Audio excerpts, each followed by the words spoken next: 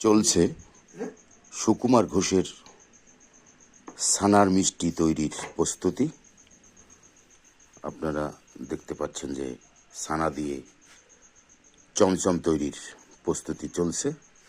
সাথে আছে আমাদের প্রখ্যাত ময়রা মরু ঘোষ। আসলে মিষ্টিটা ঘোষেরই একটা জাত ব্যবসা।